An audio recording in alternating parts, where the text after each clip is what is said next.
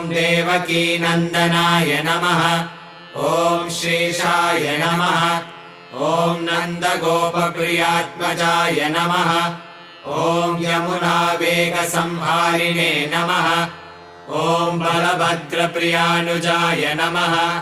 ॐ पूतनाजीवितापहराय नमः। ॐ षडटासुरभञ्जनाय नमः। ॐ नन्दव्रजजनानन्दिने नमः। ॐ सच्चिदानन्दविग्रहाय नमः। ॐ नवनीतविलिप्ताङ्गाय नमः।